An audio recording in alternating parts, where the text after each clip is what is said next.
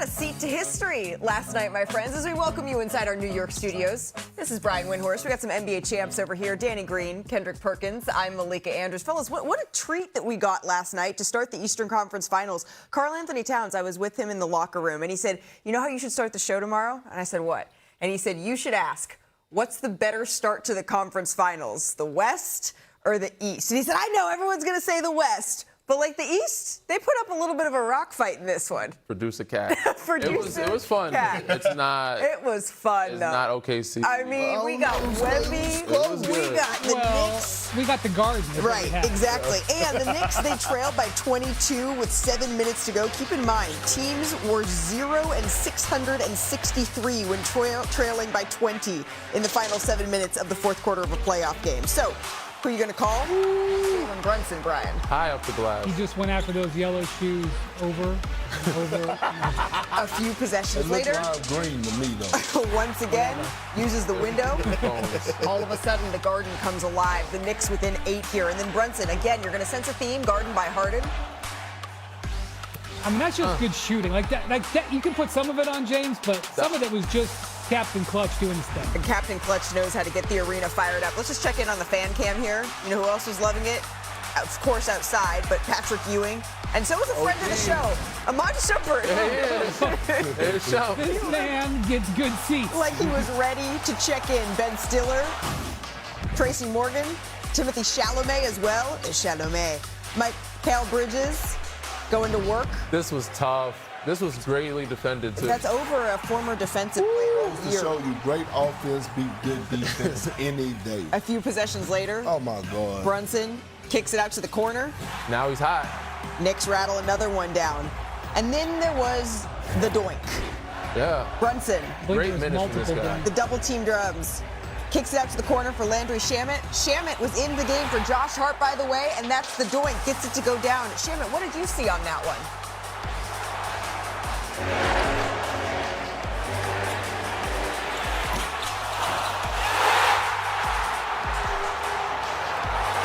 To be honest, when I shot it and I looked up and I was like, oh, we're tied up. I didn't realize at the time that one would have tied it up.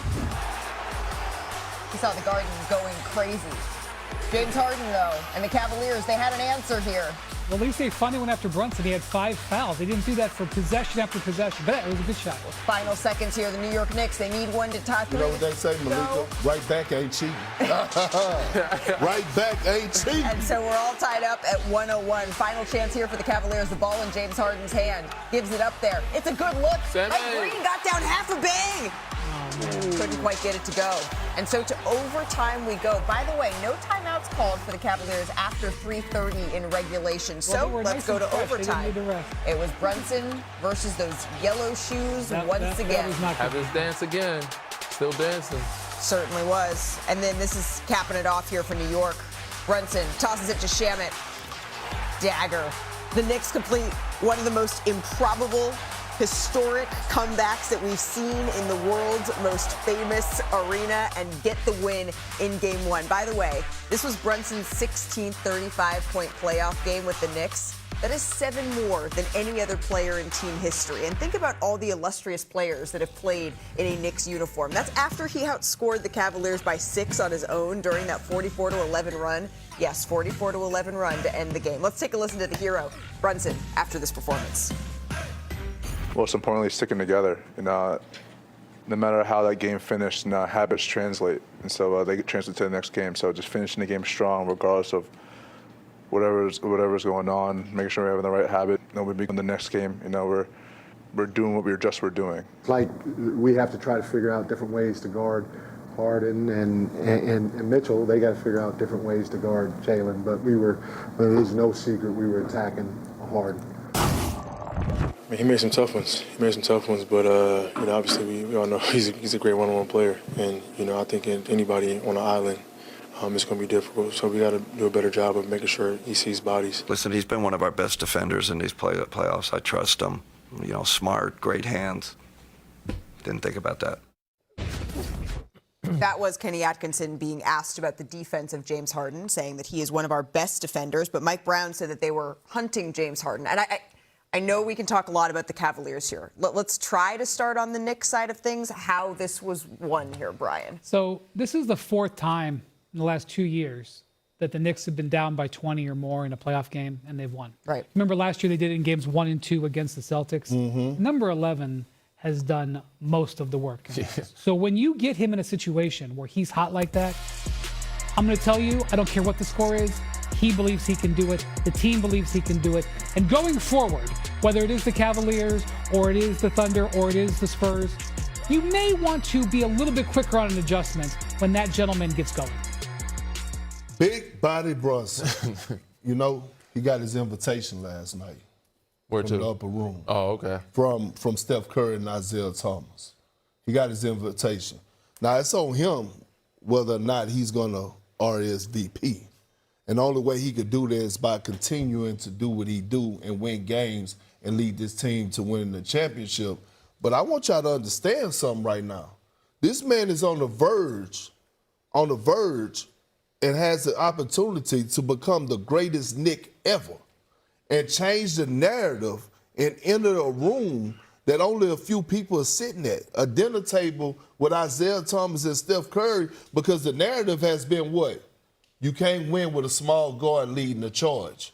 Big body Brunson is changing that. While we looking at the West and looking at 7'5", 7'6", something that we never seen before, we got this little Mighty Mouse over here saying, I'm on the mission as well. Right. And what I saw, I like that cat and mouse. What I saw more so than anything, Malika, Danny, and Wendy, is I saw his leadership. That clip where he showed on the bench when he was standing up, talking in the huddle, motivating his team, I was like, I'd never seen Big Body Brunson do this before. It was just a different level. Yeah. You know, and when you see that type of passion, when you see that type of togetherness, when you see that type of agenda-free basketball, right, and your leader is getting it done, Wendy, you know why they couldn't attack him?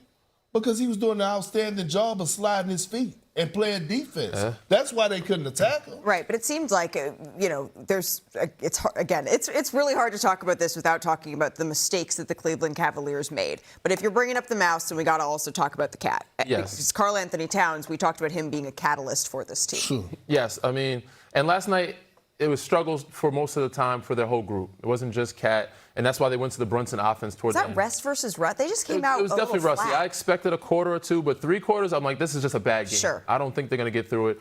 And there's not many things I disagree with Kenny Atkinson on. He's a Long Island guy.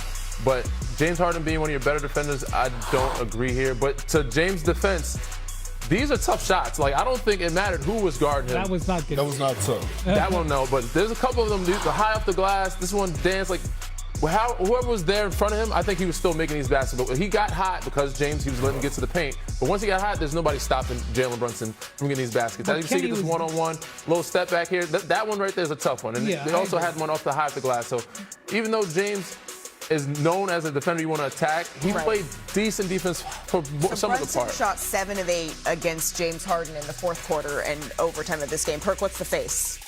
Because he shouldn't have been in the game. It shouldn't even got Perk, to there's no way you can take him out. And I if understand. he's not offensively scoring. And you know why you can't take him out, Wendy?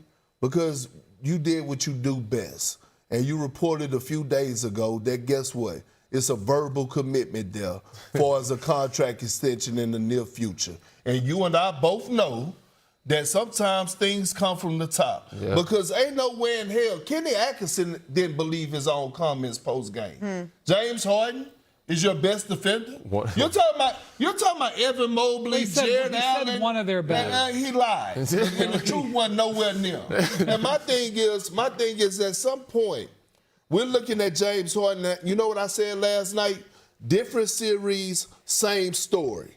More turnovers than made field goal. So not only is he being a liability defensively, he's giving you absolutely nothing offensively.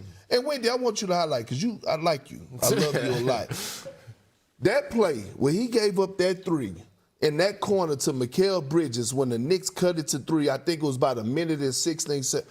Bro, what were you doing? It's a golden rule that you do not help Off the off a stroke.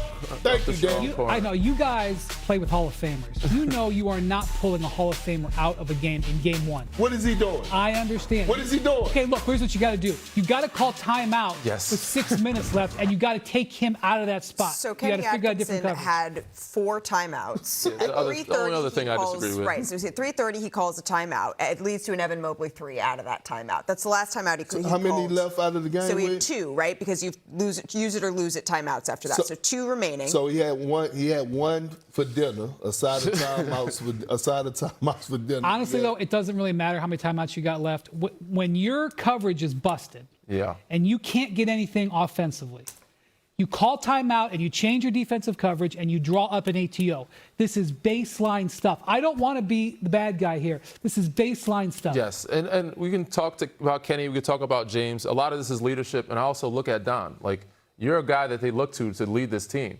And during this crunch time minutes, you got to be aggressive and I think assertive. he was diminished. He looked like he was tired. He looked like he was hurt and hobbling. But you got to go get the ball. He was deferring a lot in that fourth quarter. It's another reason why they couldn't take Harden out, because Donovan couldn't do it. But look, this is what I'm saying.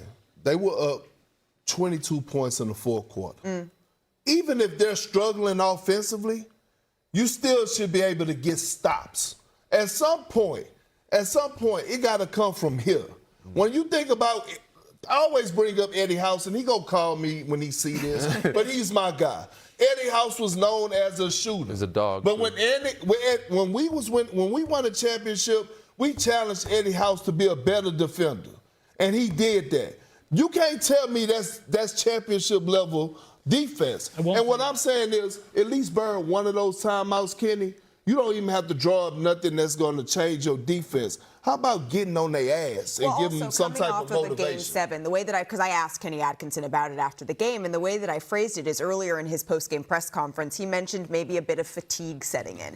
And when you saw, but listen, Perk, when you saw even the way that Mitch Johnson used some timeouts and challenges down the stretch of regulation in the first overtime, some of it was, it seemed to me, to save the legs and be able to catch his breath for some of his players. And so if fatigue is setting in after a 2-7-game series for the Cleveland Cavaliers, and you're seeing that, maybe part of the purpose of calling that timeout could have been a little bit of a reset there. We have another 45 minutes of show to get into this, right? We got championship level players over here. We got Emmy Award winners on this panel, but I'm not sure, my friends, any of us could sum it up better or more succinctly than our newest analyst did. Check this out. Dad, the Knicks were down by like 28, and now it's an OT. I guess what you said is true. There's always time. That is a young Brewers. He was being mildly condescending. I'm not going to lie to you. Excellent analysis there, Dane. Please come out to New York. We got a seat for you right next to Perk. Coming up here on our show, though, let's talk about the Thunder. They learned the hard way. There is no safe lead when Victor Wembanyama is on the floor.